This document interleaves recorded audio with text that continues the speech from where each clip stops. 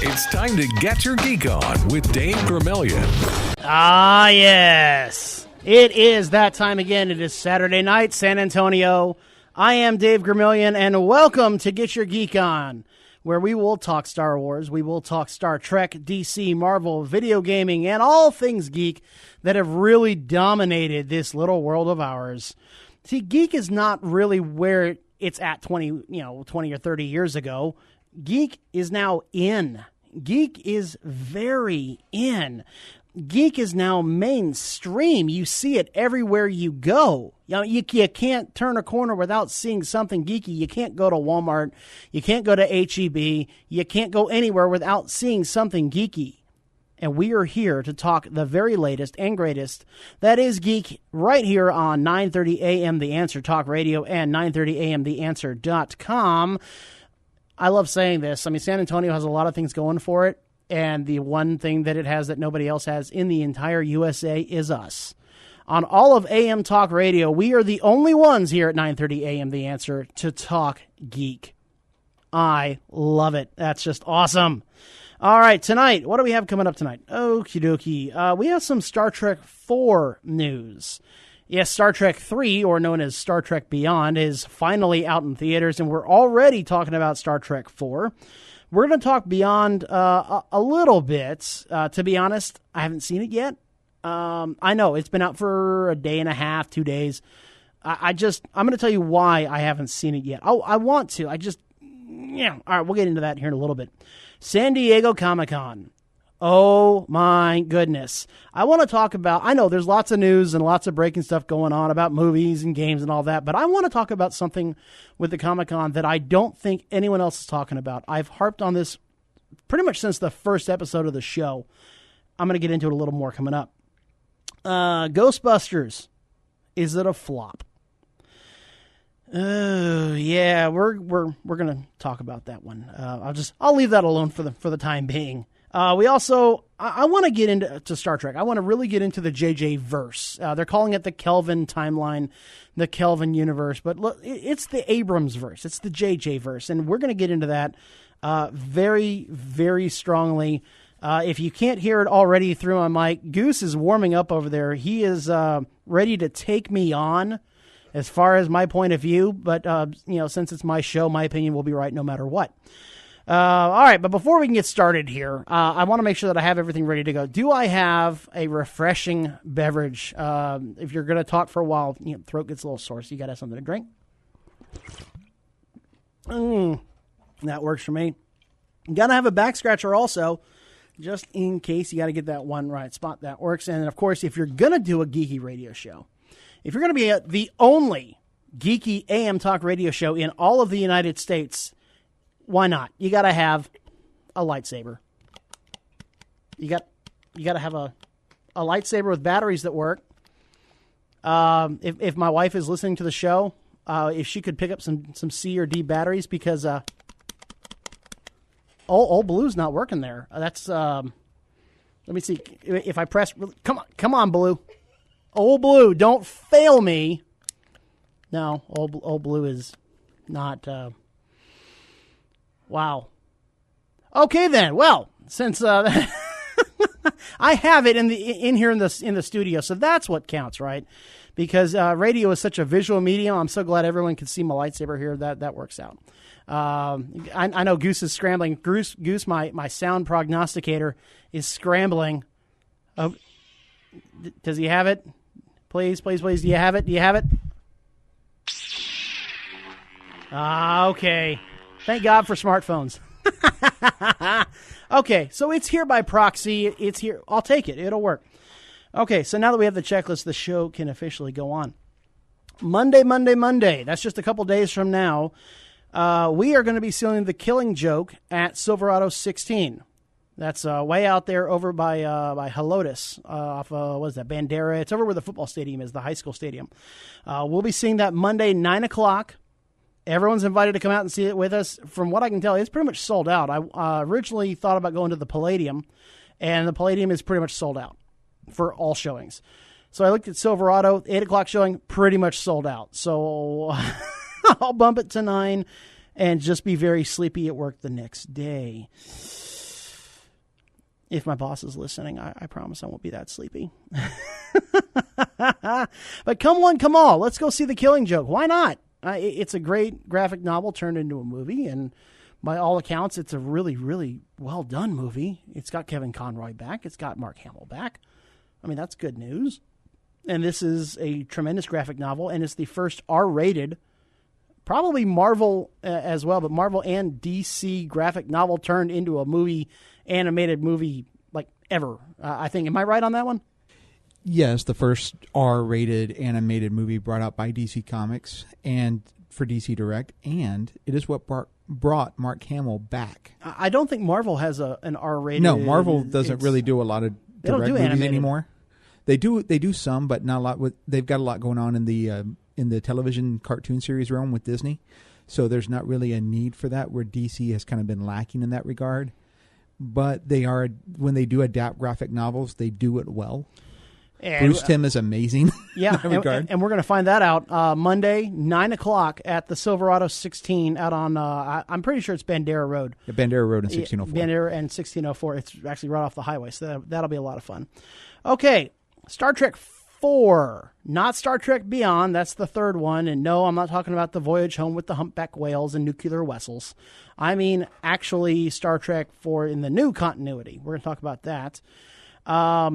The movie is confirmed, which, duh.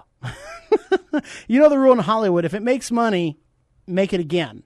So the first one made some serious bank in 2009. Into Darkness made some serious... Well, actually, believe it or not, it actually just kind of broke even because they shoved so much into the production budget that probably a little too much. And, of course, naturally, all the actors also got pay raises and that sort of thing. So the third one is out now, and it's gonna make big bucks. It's huge on Rotten Tomatoes, RottenTomatoes.com right now. I'll get into that here in a little bit. But let's talk about Star Trek 4. Thor is back. Yeah, I know it's not really Thor, but when you look at him, you think Thor. So I'm just going to call him Thor. He has a name. It's one of the Liam Hemsworth? Chris Hemsworth. I had a 50-50 shot either way. So Chris Hemsworth is back, and we're just going to call him Thor. And this is kind of interesting because at first I thought, and I was so hoping that it would be a flashback. You know, it's Kirk flashing back, or I don't know, somehow he remembers his dad through a Vulcan mind meld or something. I don't know. And that's how we would see Thor. However, the press release says that he will star alongside Chris Pine. Ooh, that's top billing. You don't star alongside someone if you're going to do flashbacks. So if it's not flashbacks, then how are they going to do this? They've already done the time traveling thing, and to do time travel within time travel would just be really weird. And I know there was an episode of The Next Generation where Wesley saw his dad, Jack Crusher, on the holodeck, but they don't have holodecks here, so he can't see him that way either. I'm going to call my shot right now, and hold me to it, mark the tape, do what you got to do. I think they're going mirror universe. I think that we're going to see evil Thor, and it's going to be Kirk versus his dad in this Prime universe versus the Thor from the Mirror universe. So that's the way I think it has to... Well, okay, it doesn't have to go that way, obviously, but I don't see any other way. I've been trying to think this through, trying to work it out, and I can't think of a way that they can do this unless it's the Mirror universe. Because he's very clearly dead in this one, so you can't bring him back from the dead. Well, they brought Kirk back from the dead, but we'll get into that here in a little bit also. It's kind of mind-boggling, but the Mirror universe is the only one that makes sense. Somehow, some way, either Kirk goes to the Mirror universe or Thor, I'm just going to call him Thor, is going to come into this universe. Or maybe both. I don't know. I mean, they did do both it was Deep Space Nine. But that's the only way I can see it working. They're also not going to recast Chekhov. They're not doing it. I respect that move.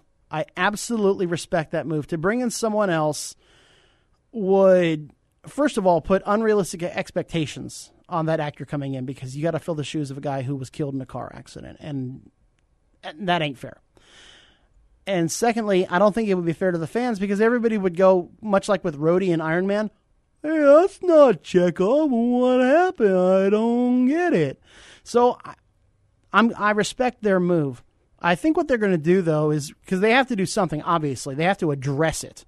And so what they'll probably do is they'll just say he was reassigned. You know, he's on another ship. He was sent back to Earth or Starfleet Academy, or he's teaching English as a second language, or something like that, back in Russia or something. I don't know. But they'll say he's reassigned. He's been transferred. They'll spend a few lines on it. Maybe Kirk will think about how much he misses him for about a second, and then move on with it. So here comes Star Trek Beyond. Star Trek 3, Star Trek Beyond. And, well, first, I love how they haven't used Roman numerals here like they did in the original, just to kind of distance. It's not Star Trek 2, it's not Star Trek 3, it's Star Trek Into Darkness and Star Trek Beyond. Because otherwise it would confuse the hell out of everybody. Hey, you want to go see Star Trek 3? Wait, which 3? Yeah, we're going to watch 2, 3, and 4. The trilogy or the End of Dark? Yeah, so they got away from that, which, okay, that's a good move. I want to like this movie.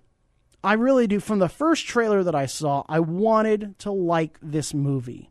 But I have issues with the first two movies, the JJ verse, the JJ movies. I have issues with them.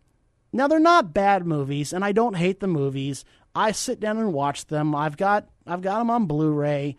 They're entertaining action flicks, and I for the most part, enjoy them. But I have issues.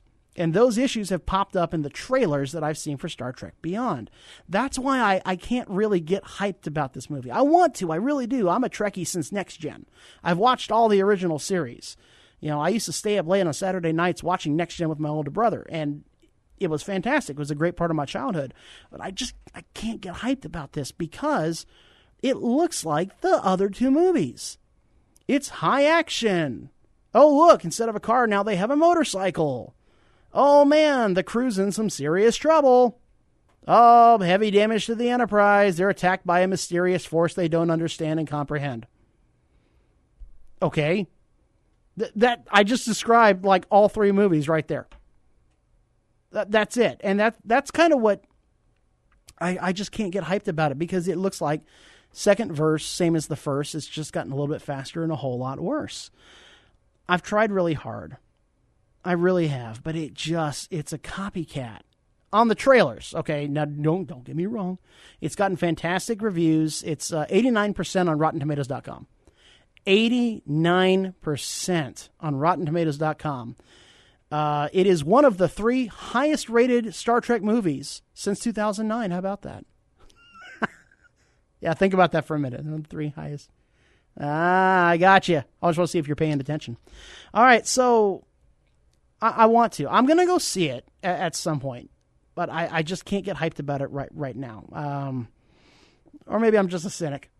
That could be. I've seen too many of the Star Wars prequels, and I'm just a cynic. It's ruined movies for me.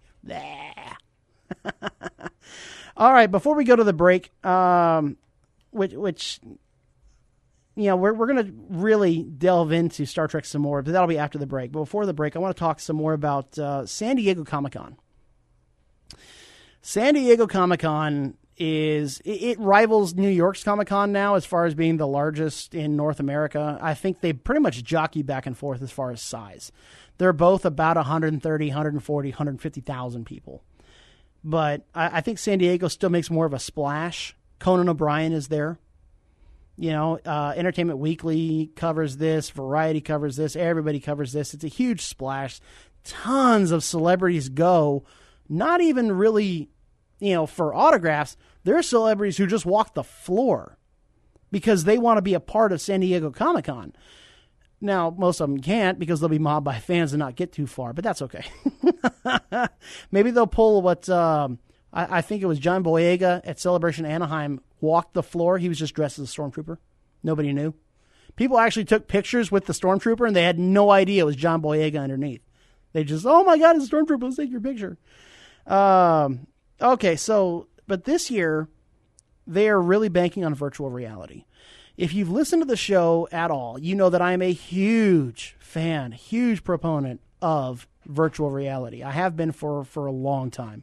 I have a Gear VR at home. I've watched the Kentucky Derby virtually. I've watched Xavier and Marquette in the Big East tournament virtually, and I don't even like Xavier or Marquette. I don't know a thing about them. I don't even think I can tell you where Xavier is. Except maybe upstate New York with his school of gifted. Okay, yeah, you saw where I was going with that. But I saw that virtually because I wanted the experience, and the experience did not disappoint. It's literally like being there. So, get this.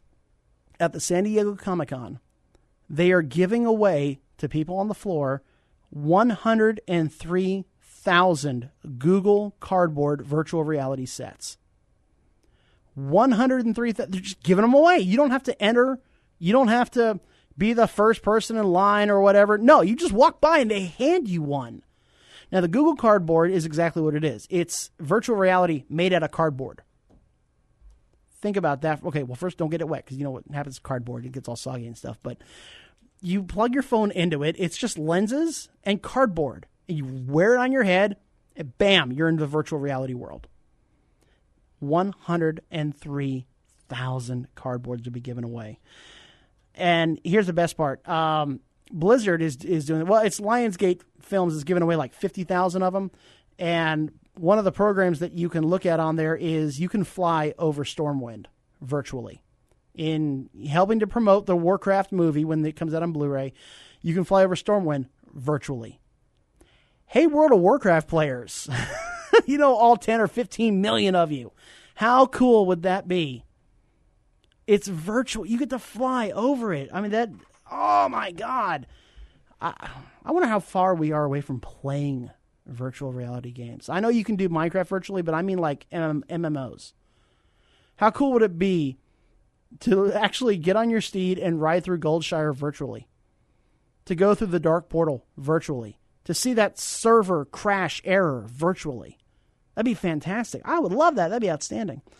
So you can do that, and now to show how far this has really come, Conan O'Brien is going to be doing the first ever major talk show in virtual reality. Yes, San Diego Comic-Con. That's hard to say. San Diego, because if you say it too fast, it's just San Diego. You just lose the D. San Diego Comic-Con will host the Conan O'Brien show virtually. So you can look, and there's Conan. You look to your left, there's the band. You look to your right, there are people. Look at the guests. Boom, there they are. They'll probably have different cameras because they like to do different angles. You can watch it live virtually. Now, highlights will be up. You know, you can watch highlights of it later. But this is the first time, and I don't think it's going to be the only time we'll see this virtually. You can already see little snippets of Broadway shows virtually. You can see Cirque du Soleil virtually. You can watch live sporting events virtually. It won't be long before, you know, that when they tape in front of a live studio audience, that you can watch it virtually. That you can go to football games, basketball games virtually. And probably, you know, a lot cheaper, and you don't have to worry about parking or stale beer or anything like that. So, you know, pluses all around. Oh, goodness. The future, I think we're living in the future. I really do. Everybody says the future is now. But no, I think we're living it. Virtual reality and smartphones, yeah, we're absolutely here. Okay. Ghostbusters. Yeah, okay. Now, say what you want about it being an all-female cast. Say all you want about it not being funny. Say all you want about how this is just a political statement about feminism. But the movie is here, and the movie just may have flopped. Now, the trailer, when it came out, is the most disliked trailer in all of YouTube's history. It got something like 600,000 thumbs down. That's a lot. That's a lot. But here's the deal. Here's what shocked a lot of people. Rotten Tomatoes gave it 73%. 73%. And that is with over 250 reviewers. That's a lot of reviewers. Here we go. Let's look at this here. 73%, 179 fresh, 68 rotten. We actually have one of the Ghostbusters here to tell us what they think about all this backlash, and now that the critics are supporting them. What does she have to say about it? I missed that. The power of pain compels you! Yeah, that very poignant. Very poignant. Makes an excellent point there. It did have a $46 million opening weekend, which you think, hey, that ain't too shabby. Yeah, it got beat by The Secret Life of Pets, which was in its second week. The power of pain compels you! Yeah, not so much. It's currently, it's about 80 million right now. So 46 million opening weekend, and now it's creeped up to 80. Yeah, here's the sad part. Production budget, $144 million. The power of pain compels you! Yeah, it's not going to make its not going to make its budget back. And then you figure the marketing ads and all the campaign, it probably cost 170, maybe 180 million to do this thing, and it's a box office flop. It's not a critical flop, and some of the fans have actually told me that it was really good. Some people really enjoyed it. And then Red Letter Media just ripped it apart. And to be fair, I haven't seen it yet. And it's not that I hate women. It's not that I'm, sexist in any way, shape, or form. It just didn't really tickle my funny bone. And I think it's one of those that I'll just wait. I'll probably get it on Blu-ray or I'll see it on Netflix. I just didn't really have an interest in seeing it in the theaters. It's kind of like with Star Trek Beyond. I wanted to get hyped for it, but just not quite there. Not quite there. So in case you're curious, here are some movies that have done better than Ghostbusters 2 at this point. Now You See Me 2. Yeah, did better at the box office. The Purge, election year. Yeah, that did better than Ghostbusters at the box office. And The Legend of Tarzan, which is the 88th reincarnation of the story of Tarzan, actually did better than Ghostbusters. The power of pain compels you! It didn't compel it to the box office. Sorry about that one. But you know what? Just for fun, I looked up what the top 3 domestically highest grossing movies are for 2016. Number 3 is, and again, before I even get to this shows that geeks have inherited the earth. This shows that we really are kicking all sorts of ass. This is awesome. Number 3, Deadpool. $363 million domestically. This is all domestic. Number 3 is Deadpool. Number 2, Civil War. Remember that came out. It seems like a lifetime ago. Civil War, number 2 at $406 million, and the number 1 highest grossing movie domestically for 2016. Take a wild guess. Go ahead, shout it out into your radio, shout it at your computer. What do you think the highest grossing domestic movie is for 2016? You'll never guess. Everyone's right now like, X-Men Apocalypse? Nope, not even close. Didn't even make the top 5. Nope, instead the number 1 is Finding Dory at $447 million. The power of pain compels you! I'll never get tired. No, I am tired of it already. Yeah, we're not doing that again. Okay, so $447 million for Finding Dory. Good gracious me. That's just domestically too. That's not even worldwide. I just wanted to keep it to the good old U.S. of A. I want to talk real quick before we head off to the break here. Don't forget, I'm going to break down the Trek movies from 2009 on, the Kelvin universe timeline, or whatever you want to call it. We got that coming up after the break here. But I also wanted to let y'all know we do have a Facebook page, facebook.com/GYGOofficial. We just finished our first contest. Big shout out to Gary Carr. He won the first.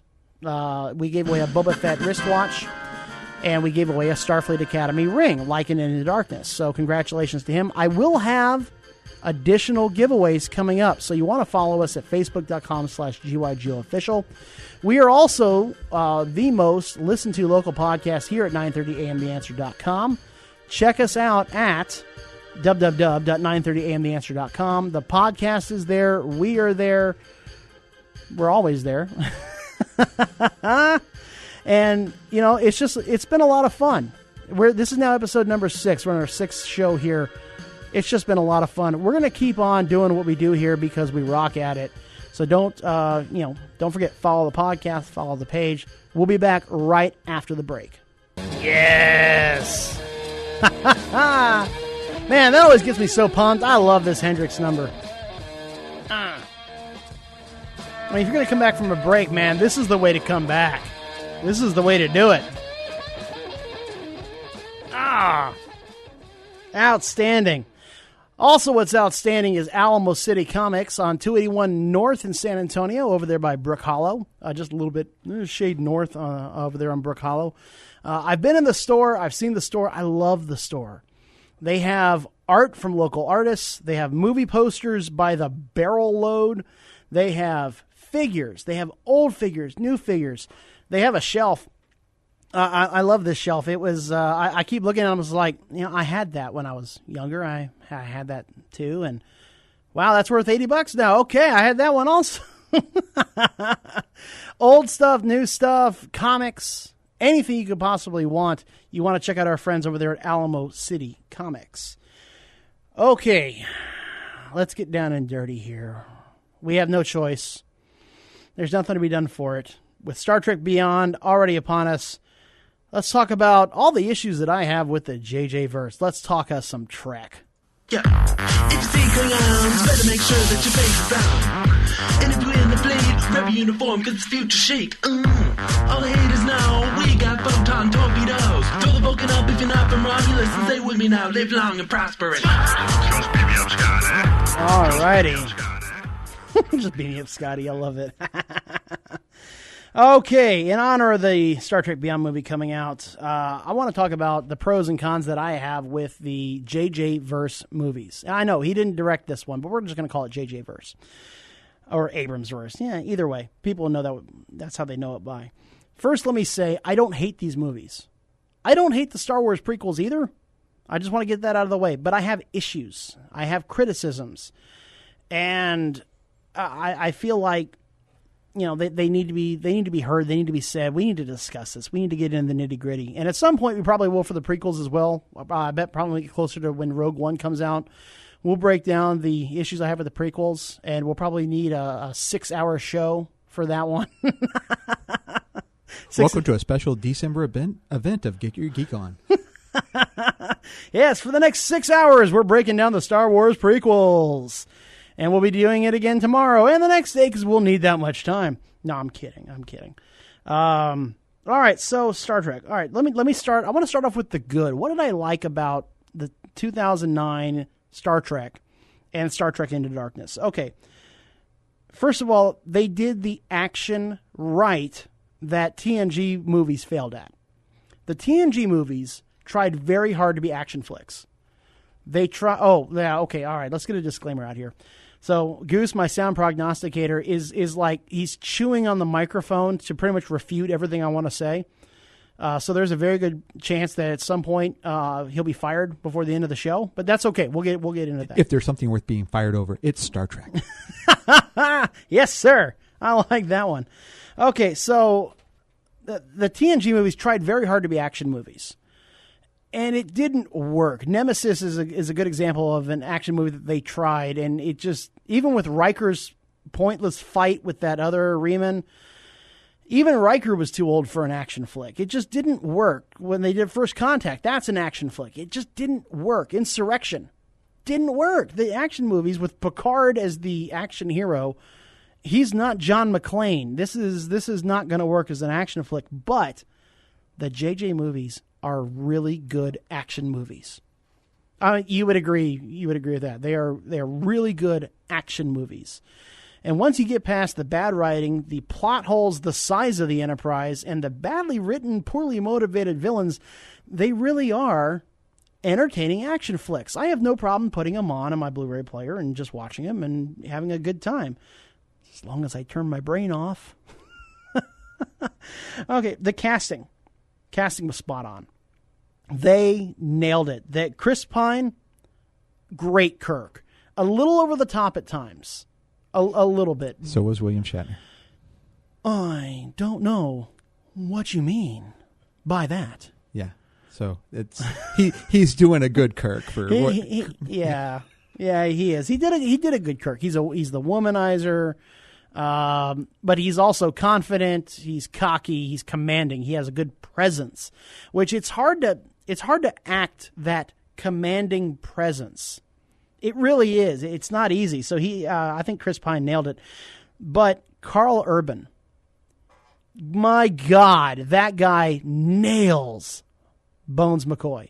It's spot on. It can't get any better than that. Right from the beginning. I may throw up on you. My damn wife took the whole planet in the divorce. Perfect Bones. Perfect. I really I admired that. And then Zach Quinto as Quinto as Spock. Very well done. Really well done. The emotionless, just logical, intelligent Vulcan. I think they might have carried on the whole child of two worlds things a little far. The kind of the Moses imagery just a little too far. But I thought he was still a tremendous actor. And then of course, there are other good actors in there as well. Yeah, okay, that worked. The witty banter. You got to have some good banter if you're going to do a Star Trek movie. Because even though in 2009 they were just getting to know each other and they hadn't really known each other at all, the witty banter is in there. Like when Kirk has that hearing in front of the Admiralty or whoever, and and they break up and they're getting ready to go on board the Enterprise, and Spock leaves and Kirk turns to Bones and he says, "Who was that pointy-eared bastard?" And Bones goes, "I don't know, but I like him."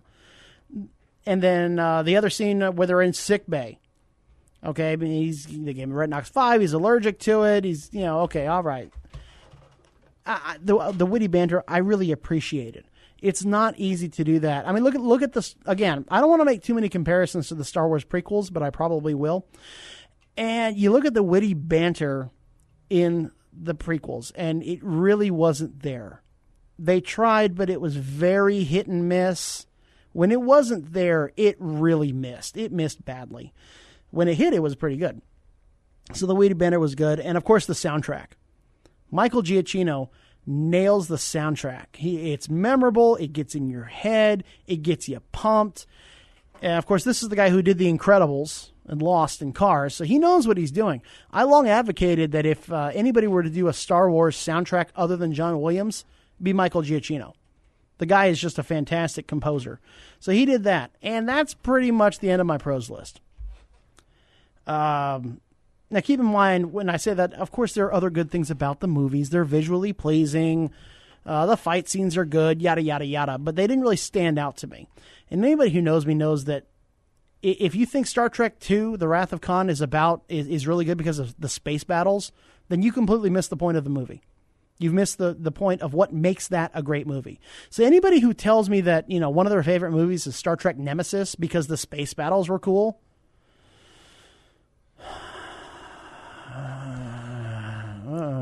Star Trek Insurrection had much better space battles. Yeah, but that's not the point. It's Insurrection was such a bad movie. Okay. I'm sorry. You said Insurrection was a bad movie? Yeah, it was.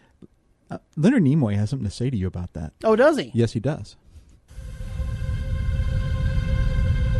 If I were human, I believe my response would be, go to hell.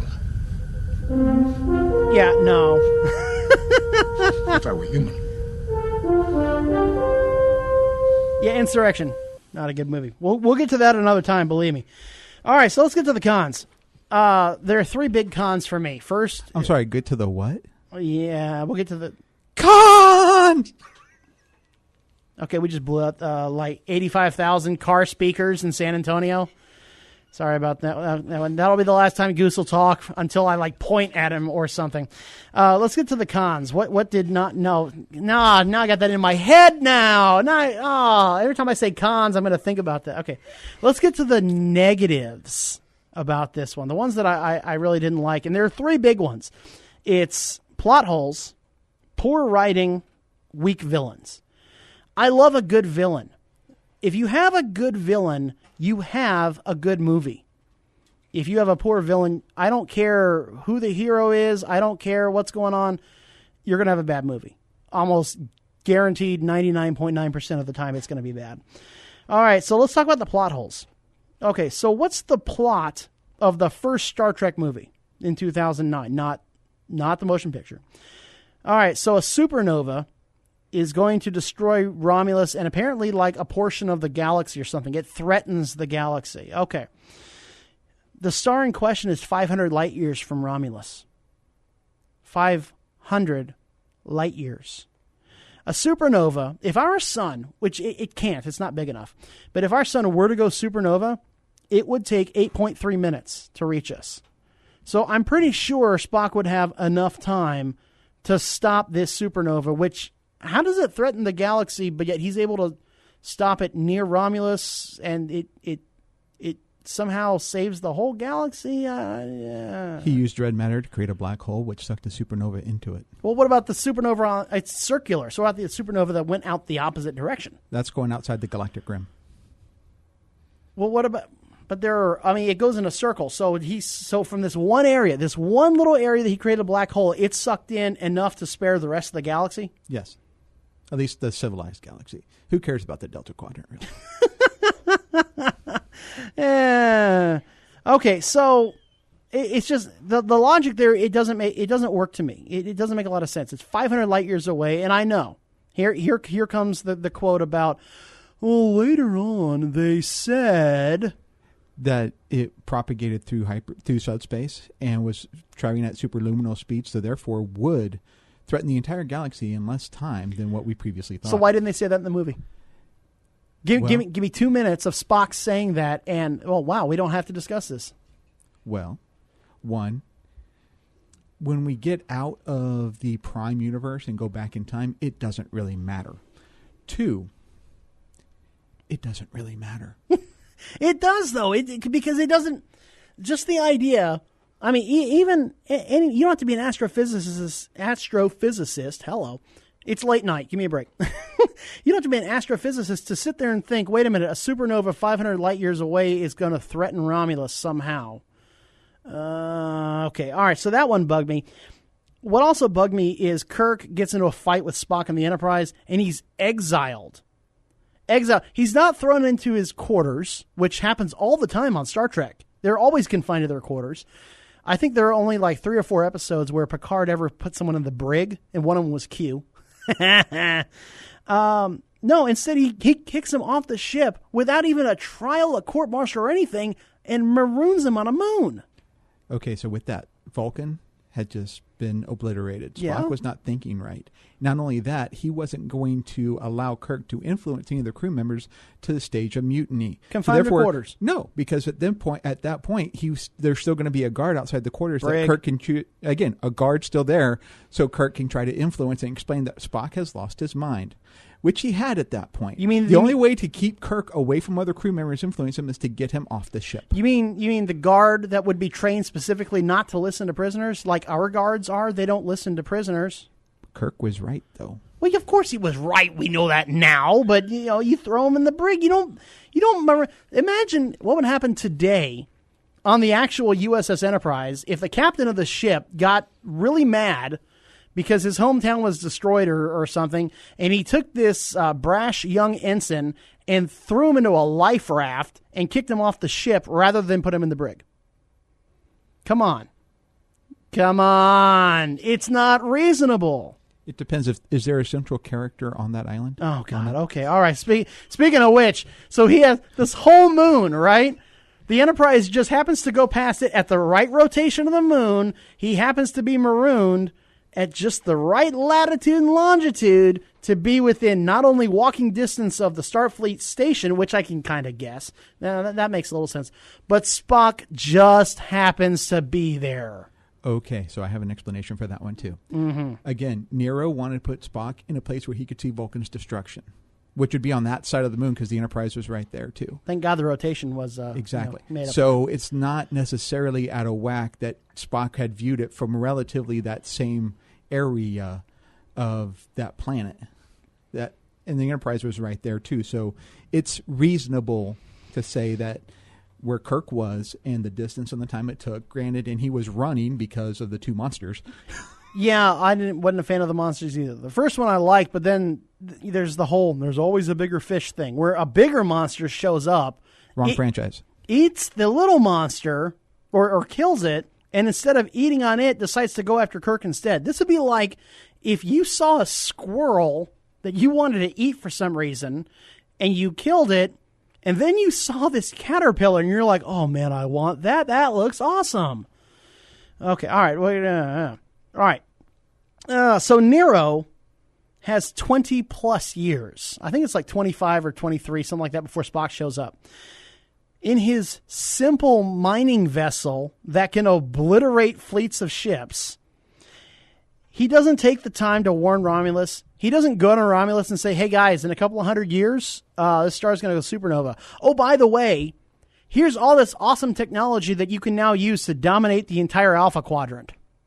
Instead, he literally sits and waits for Spock for over 20 years. Tell me that makes sense. Go ahead. Well, when Romulus was destroyed, so was his wife and child. He went crazy because he was trying to help Spock stop it. For 20 years. No, well, he went crazy for 20 years, but he was trying to help Spock stop it before they went back in time. So now his one thing, because the Vulcan Science Directorate said, we're not helping Romulans, what's wrong with you? And so he blamed Vulcans and he blamed Spock. He wasn't going to do anything to Vulcans without Spock there to see it. For 20 years. For 20 years. Hey, you know what? Some people are obsessed. It's just and so thing. No one on this crew either for like around they lost their family too. Yeah, but like around year 12, you think somebody was said, "Hey, sir, there is a Romulus still there. You think maybe we ought to head that way?" He killed this. He obliterated a Starfleet ship just because it was there. Year 8, somebody would some lowly crewman was like, "Hey, sir, can we get some guardrails here also? And hey, can we go to Romulus?" Yeah, I'm sure that crew had more people when it started than when we got to it. And not one of them said, let's go to Romulus. Oh, my God. Okay, so that's just the 2009 one, something that bugged me as a plot hole in Into Darkness. We don't need starships anymore.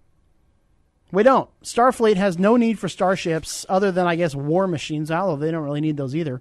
Because now, thanks to Khan, he proved that you can now teleport pretty much anywhere you want to go in the galaxy. Scotty created that in the first movie. That's how he got him and Kirk to the Enterprise from the Vulcan moon. Yeah. He had to put the plans into the Starfleet database. Sure. And then Khan, with the help of Admiral Marcus, confiscated those plans and created it as a means of escape.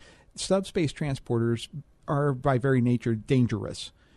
As more dangerous than regular transporters. But so now that would we not have, be something in wide use in Starfleet. But now we have all of R&D probably working on this along with Scotty to make it a safer, more reliable means of transport. And if you don't want to transport people, how about transporting a couple of dozen photon torpedoes to the home of the leader of the planet you're at war with?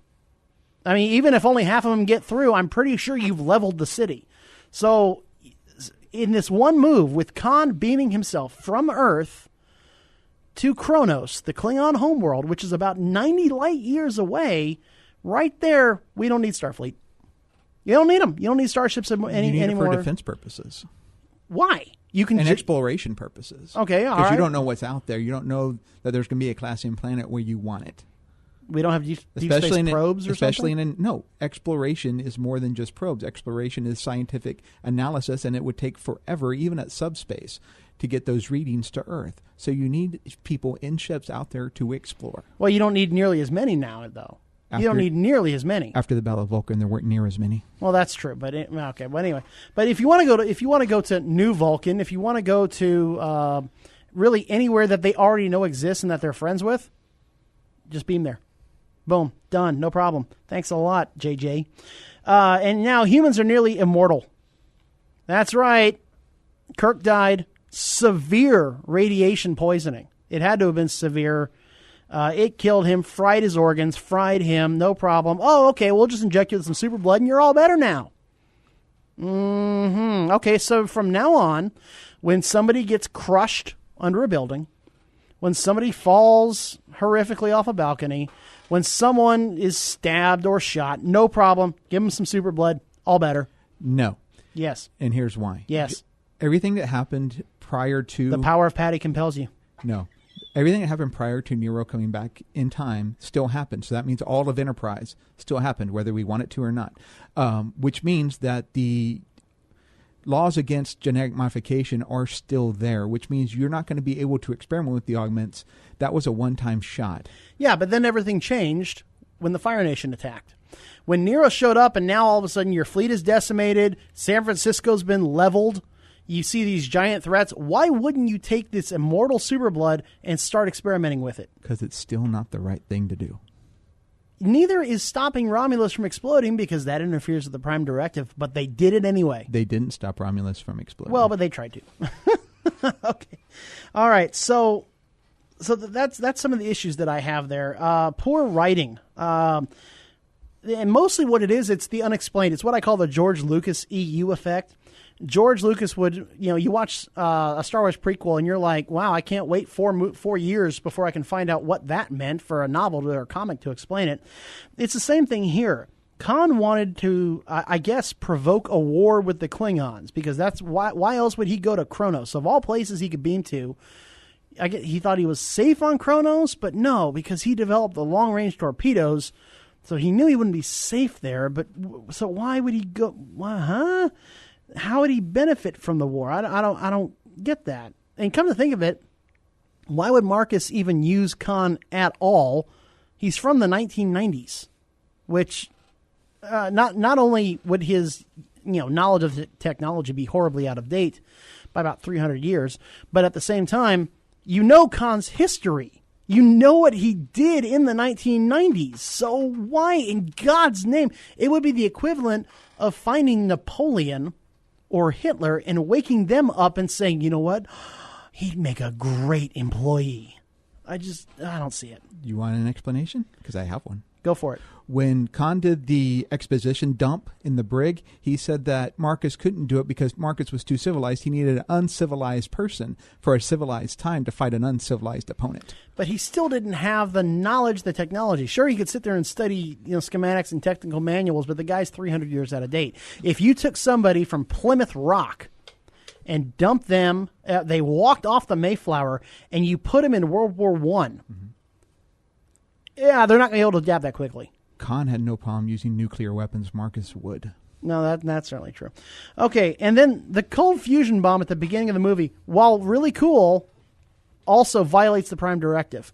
Why would Spock go along with it? It's Spock's project. It's Spock's plan. But he's the logical one who later on follows the letter of the law when reporting Kirk to Admiral Pike. So why would he even go along with it in the first place? Made absolutely no sense. And not only that, but why was the Enterprise under the water? Maybe just maybe a spaceship should be in space. I know, it's crazy. I know, it's a really insane theory, but it seems to work better than under the water. The Enterprise falls to the Earth from the moon. That's 238,000 miles away. Yeah, that works. That's... And then Carol Marcus was useless. For 99% of the movie, she did absolutely nothing. And the one time she was useful, no, I'm not talking about useful as in when she took her top off. I don't mean that. I mean, the only time she was useful was in dealing with the weapon, which Spock or Chekhov or Scotty or Bones, Scotty wasn't there, probably could have done themselves. Finally, the villains. These are just weak villains. I've already talked about how, Nero's crew, not one of them said over the course of 25 years we should go to Romulus. Nero, I mean, even if you go crazy, surely at some point you calm down long enough. And not only that, but Nero he's just a whiny guy. Spock dead now!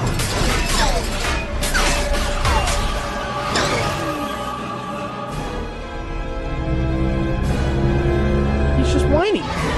He whines a lot. I want Spock dead now. Has been destroyed. Spock! Spock!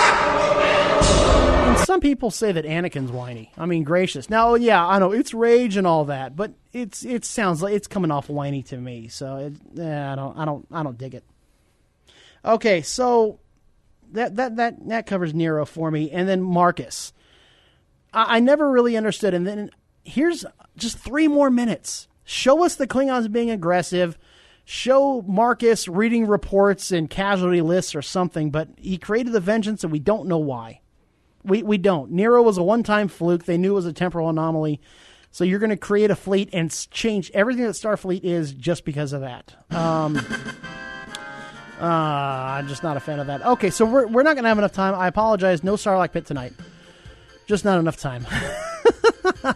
I'll tell you what I'll do, though. I'll try to get it in. I'll try to do a double Sarlacc pit next time.